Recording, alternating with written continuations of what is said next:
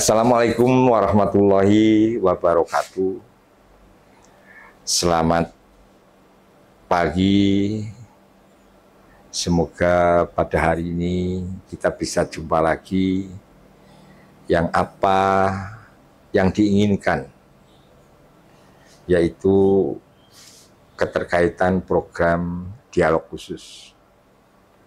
Pada hari ini kami sengaja untuk jalan-jalan menjumpai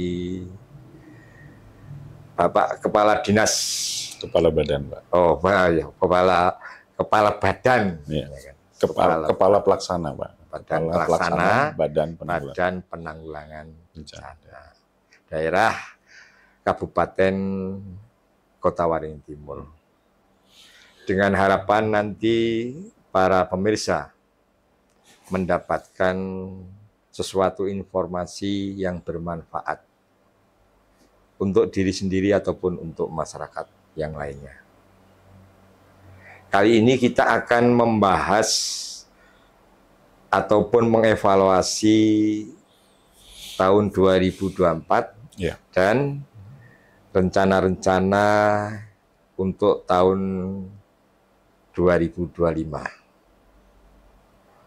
Mungkin itu yang bisa kami sampaikan dan kita perkenalkan pada hari ini. Kita sudah ketemu. Selamat pagi, Bapak. Selamat pagi. Terima kasih Bapak telah menerima kami. Ya. Ini kami sendiri ataupun masyarakat ingin tahu. Sejauh mana sih tahun 2024 itu, apa kejadiannya dan dievaluasi, mungkin sebagai landasan untuk tahun 2025. Ya.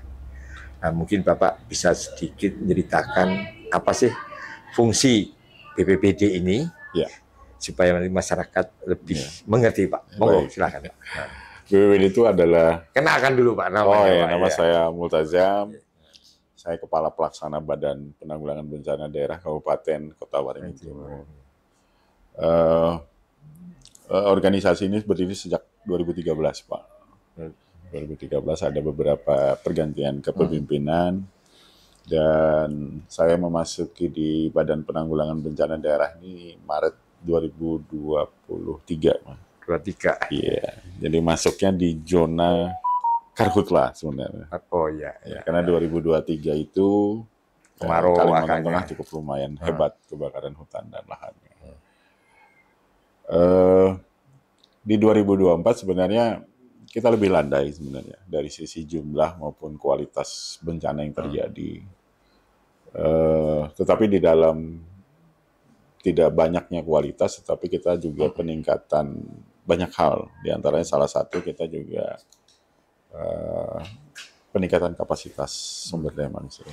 Tapi menggunakan bukan pelatihan biasa, Pak. Pelatihan yang bersertifikat melalui Pusdiklat BNPB. Jadi Pusdiklat BNPB itu dia sudah certified LSP, terus kita ikut di sana. Ada yang metode virtual, ada yang langsung on-site pada saat 2024. Tugasnya sebenarnya, kalau kata kuncinya sih sebenarnya membantu Bupati, Pak, dalam penanggulangan bencana. Undang-Undang 24 tahun 2007 tentang kebencanaan itu kita diamanahkan, Pak, ada 3 fungsi sebenarnya. Fungsi koordinasi, fungsi komando, dan fungsi pelaksana. Memang undang-undang ini extraordinary sebenarnya terhadap penanggulangan bencana. Ini dibuat karena sebenarnya bagian dari terjadinya tsunami hebat waktu di Aceh. Lalu pemerintah pada saat itu dengan segala upayanya membuat sebuah sistematika organisasi. Jadi kalau di pusat dikenal dengan Badan Nasional Penanggulangan Bencana, kemudian kalau di daerah disebut Badan Penanggulangan Bencana Daerah. Dan BPBD itu nomenklaturnya hebat, Pak. Nomenklaturnya hanya tercatat yang di kabupaten kota di Indonesia.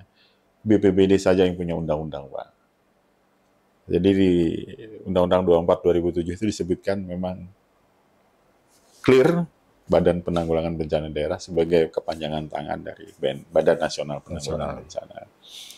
Chemistry-nya sangat kuat sebenarnya, Pak, dari sejak dulu. Jadi apabila terjadi bencana dimanapun di Indonesia, wilayah Indonesia, kita pasti akan saling bantu. Iya. Jadi kalau bencana itu tidak mengenal daerah teritorial. Tidak bisa dibatasi. Tidak bisa, ya. Dia lebih kepada kemanusiaan. Iya. Kemanusiaan. Bahkan kita banyak pihak yang akan kita ajak dalam penanggulangan bencana. Karena tagline-nya bencana itu urusan bersama, bukan urusan badan penanggulangan bencana. Jadi ketika mungkin masyarakat atau Bapak lihat sendiri biasanya dalam proses penanggulangan bencana tidak sendirian, BPBD pasti akan melibatkan TNI, Polri. Bahkan kami diajarkan bagaimana melakukan koordinasi sipil militer, Pak, oleh BNPB. Dan itu modul sendiri itu. Harapannya harmonisasinya lebih erat dalam penanggulangan bencana. Jadi di BPBD ini kalau teman-teman bercerita bangga, Pak, karena selain juga membantu manusia di dunia juga pahala untuk akhirat. Jadi harapan kita masyarakat di teman-teman di BPBD terutama itu harus berada di titik itu. Jadi tidak ada ceritanya membantu orang mengeluh, tidak ada ceritanya, nggak boleh. Jam berapapun kita siap. Makanya di BPBD ini ditetapkan 24 jam non-stop. 24 jam ya tentu dengan apabila kondisi-kondisi tertentu yang berat, maka personil siap sedia untuk membackup, membantu. Terus potong. 24, Pak. Kejadian 24 itu tahun 2024. Kira-kira kejadian apa yang BPD betul-betul angkat tangan akhirnya minta bantuan dari BPD daerah lain, Pak? Banjir. Banjir.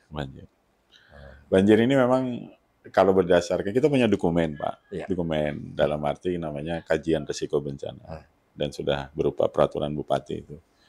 Di dalamnya sebenarnya sudah secara tematik peta itu sudah disebutkan, Pak, bahwa daerah ini adalah daerah banjir, di sini adalah daerah yang rawan. Sudah diplot itu. Sudah. Dan sejak saya masuk 2023 itu, saya baca itu dulu. Ya istilahnya ini kitab penting ini yang untuk dipahami. Dan betul dalam kejadian darurat, itu menjadi pedoman kami, Pak. Pedoman. Seperti 2023 itu pada saat itu menetapkan di mana sih yang paling rentan, paling bahaya kebakaran hutan lahan dan hutan. Dan itu betul posisinya di situ, Pak. Posisi di situ. Sehingga kita dalam pembiayaan operasi lebih efektif. Termasuk jumlah personil, balancing antara personil dengan peralatan, kemudian balancing antara pembiayaan dengan personil, itu kita hitung ketat, dan alhamdulillah kita bisa banyak lakukan efisiensi. Tapi bukan berarti kinerjanya menurun, tidak, tapi lebih efektif. Tapi kalau di tingkat kerugian, Pak, bencana banjir di sini kan kelihatannya kan hanya sifatnya air turun, luapan. Karena tidak ada air bah ataupun dari atas turun ke bawah gitu, Pak, ya. Nah, hal-hal yang seperti ini sebetulnya faktor utama apa, Pak? Apa curah hujan atau apa, Pak? Yang jelas curah hujan, Pak. Curah hujan. Dan di beberapa daerah itu kita bicara kalau banjir di Kota Waringin Timur atau karhutla di Kota Waringin Timur itu bencana slow onset. Bencananya pelan, Pak. Ada peringatan sudah sebelumnya, peringatan dini. Misalnya, di sini ada curah hujan yang cukup tinggi, gini-gini. Tunggu saja dalam 1-2 hari pasti akan terjadi luapan. Tapi hebat juga masyarakat di Kota Waringin Timur ini, Pak. Karena ya pada saat awalnya mereka hidup dekat dengan air gitu. Dengan sungai. Mereka mampu berharmonisasi. Ya dalam arti kalau banjir hanya paling 10-15 di atas lantai. Tapi kalau sudah ke atap ya nggak bisa juga, Pak, berharmonisasi. Tetapi mereka punya plan sudah, punya rencana sudah. Dalam arti banjir itu menjadi bagian keseharian mereka. Bahkan kadang-kadang, Pak ngapain ke sini, Pak? Nggak apa-apa kok, katanya. Sampai segitunya. Tapi kita datang karena terkait dengan kewajiban yang satu, yang kedua juga terkait dengan keselamatan jiwa, Pak. Nah, setelah penyebabnya salah satunya curah hujan tinggi, ada lain lagi Pak? Yang jelas Drainase. Ayo ya sistem drainase yang buruk. Itu gimana sih sebetulnya? Jadi begini Pak, ada beberapa titik yang kita cermati, terutama tahun 2024 awal. Nah itu kami di BPBD tidak begitu saja Pak melihat banjir itu. Akhirnya kami cari penyebab. Dan akhirnya di Kota Sampit kan kita bendung, dan itu dalam satu satuan 1 kali 12 jam daerah itu kemudian surut. Nah kenapa itu terjadi Pak? Karena banyak ya masyarakat ya kalau sampah udah jadi problem seluruh Indonesia ya. Terutama sampah plastik yang dibuang ke parit, dibuang ke sungai. Ya mungkin dia membuang satu. Tapi kalau 100 orang buang satu kan jadi 100 itu kan ya, botol segala macam itu bisa menyumbat saluran-saluran drainase. Itu perilaku masyarakat. Tetapi juga ada alam, Mbak. Alam diantara salah satu tumbuhnya gulma-gulma atau tumbuhan-tumbuhan liar di sistem drainase. Atau kalau di tempat kita ini kan ada namanya handil. Handil itu kalau di daerah Semuda tuh handil itu lebar 4-5 meter dengan kedalaman tertentu. Nah itu rata-rata memang dari hulu lancar Pak, turun airnya, tapi pas ke hilir menuju ke Sungai Mentaya tersumbat. Dan ini kemarin yang barusan akhir 2024 banjir di Samudra, akhirnya kita kerjasama dengan teman-teman di sumber daya air dan sekarang di daerah hilirnya sudah mulai dilakukan pengerukan. Dan alhamdulillah selesai tuntas. Cuman tidak harus jangka panjang sih Pak, karena drainasenya panjang sekali dan jumlahnya cukup banyak. Ada juga di wilayah utara itu, kalau di daerah bantaran Sungai Mentaya biasa Pak, tapi yang terjadi ini sudah mulai ada timbul banjir bandang sebenarnya. Bandang? Iya, karena perilaku masyarakat dan ada pendangkalan Pak, pendangkalan anak sungai. Pendangkalan anak sungai, kemudian sungai itu yang didangkal itu kemudian arus air yang cukup deras menghantam pendangkalan tadi. Dan itu terjadi dalam hitungan 3-4 jam itu, yang tadinya tidak pernah sampai masuk rumah. Dan masyarakatnya tidak menyangka itu. Tapi kemarin sudah kami datengin, ya kami hanya mampu menghimbau, karena ini bukan hanya penyebabnya hujan, karena perilaku kita Pak. Perilaku kita dengan alam. Kalau kita jahat dengan alam, ya alam akan membalas itu gitu. Oke, jadi kalau pembicaraan Bapak gini kelihatannya ini kaitannya dengan kebencanaan banjir 2024 Pak. Ini bisa melibatkan beberapa instansi lain. Banyak. Gitu Pak. Sejauh mana Bapak untuk 24 itu Pak? Ya ini tentunya Pak Bupati kita memberikan arahan kepada kami. Jadi di antara salah satu kita dulu harusnya menjadi kebiasaan ya Pak ya, bukan karena dihimbau pada saat tertentu saja membersihkan lingkungan Pak.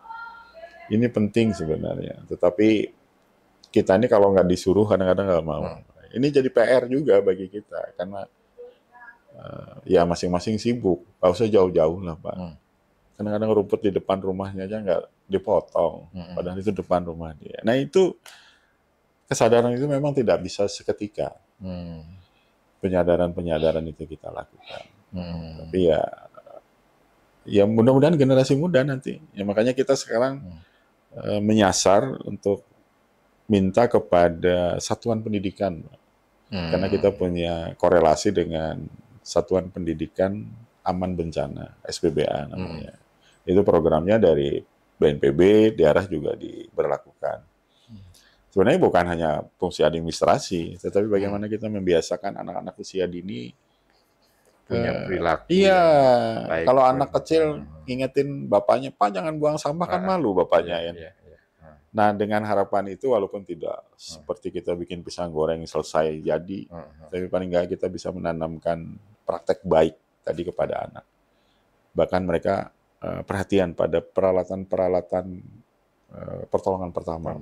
Nah, dari pengalaman itu, Bapak kan mungkin sudah melakukan koordinasi dengan instansi-instansi lain, 24 Pak ya.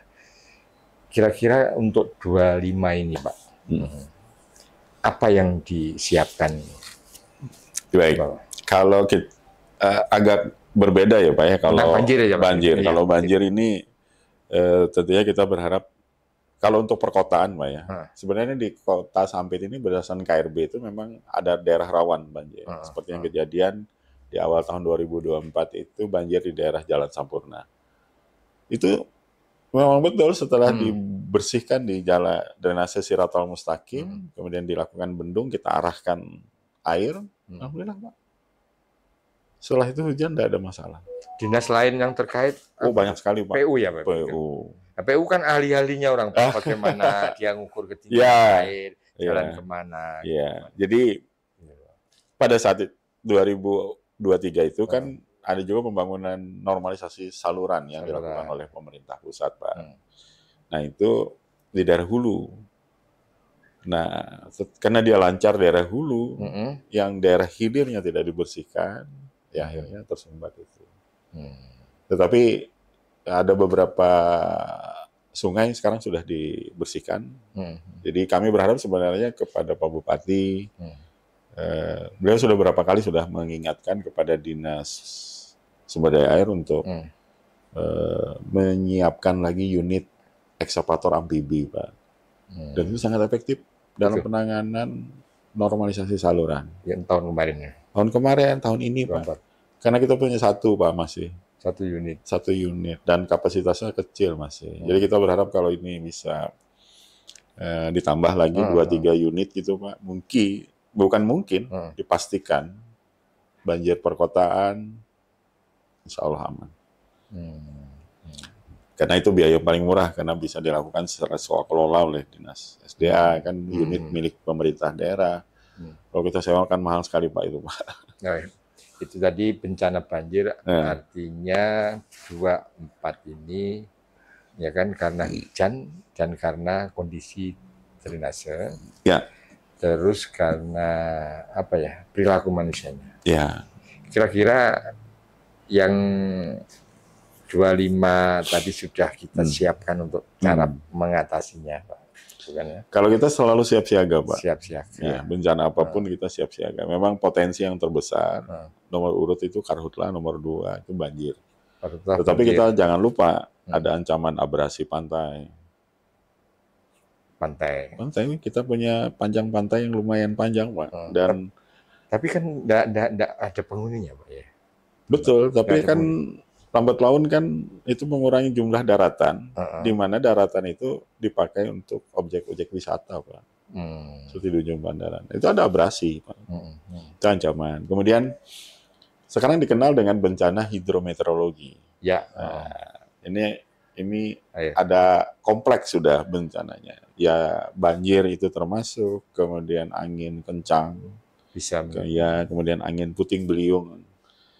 Seperti hari apa kemarin barusan ya, ini Sabtu Pak. Itu kecepatan angin di Kota Sampit itu sampai 50 km per jam. Walaupun dia dalam satuan cepat ya Pak ya, dalam durasi paling sekitar 10-15 menit. Tetapi kecepatan angin yang tiba-tiba itu bagi di rumah atau pohon yang rapuh bisa mengakibatkan kerugian, Pak. Karena bencana itu ketika ada kerugian di situ dia masuk, Pak. Atau ada bencana dia di situ dia masuk. Nah, kalau itu walaupun kita sehebat manusia kalau angin yang cukup besar, tidak bisa yang. Nah, kita berharap masyarakat dalam membangun rumah juga harus kokoh. Kemudian juga pohon-pohon jangan ditebang, dipangkas, Pak. Ya kecuali yang rapuh ya, yang sudah mati itu kita harus pastikan dalam posisi terpotong dari bawah. Tapi kalau dia posisinya agak rimbun, ya kita minta tolong untuk dirapihkan. Tapi merapihkan jangan musim kemarau, Pak. Merapihkannya pada saat ini, musim hujan. Supaya ketika dia dipotong, tunasnya muncul baru. Sekaligus juga sebenarnya lebih kepada estetika kota. Jadi kita lihat kalau pohon itu terlihat indah, rimbun. Mungkin Bapak kan bisa rasakan lebih senang di bawah pohon kan Pak dibandingkan di dalam ruangan. CO2-nya sirkulasinya bagus. Itu. Ya kita harapkan itu. Ya. Terus kejadian banjir, kejadian apa lagi Pak di 24? 24 itu banjir yang paling banyak. Banjir. Kalau Karhutla nggak seberapa. Kalau nggak seberapa. Lebih banyak kami di Karhutla itu melakukan kegiatan induksi, Pak. Kalau saya induksi. Kalau sosialisasi itu kayaknya sambil lewat ya. Tapi kalau induksi ini pressure-nya sampai ke dalam.